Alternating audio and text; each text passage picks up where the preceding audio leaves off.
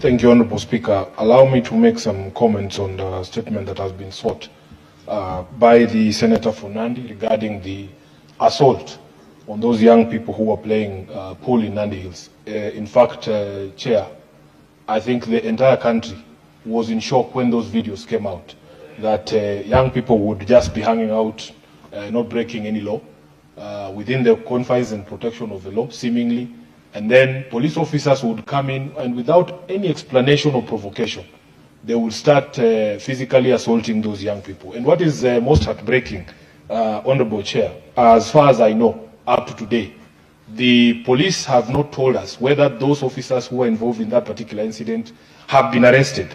Honorable Chair, Speaker, we have come to a place where now we're having certain conversations in this country. And we must remind ourselves of the sort of society that we wanted to build. When we pass this constitution guarantees certain things for all of us.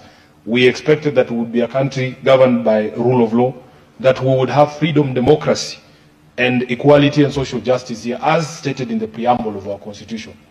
Honorable Speaker, this House, following the Gen Z uprising, passed a certain motion as well, calling on the National Police Service to even review their operating procedures. Up to today, Honorable Speaker, nothing has been done to be able to address the concerns that Kenyans have with the way the police conduct themselves.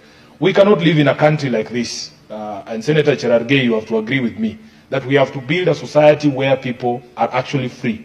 You can imagine, we are, in this agreement that we signed, the MOU, people think that that MOU was between ODM and UDA.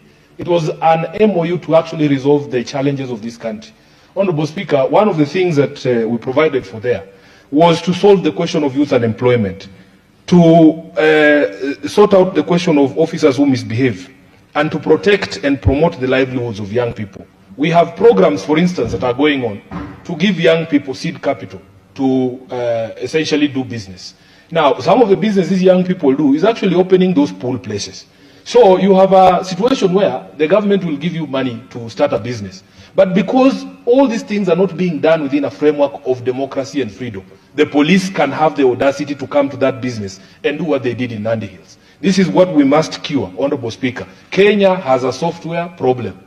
It's not just about roads and beautiful stadiums. By the way, everybody should know that President Moi built stadiums also.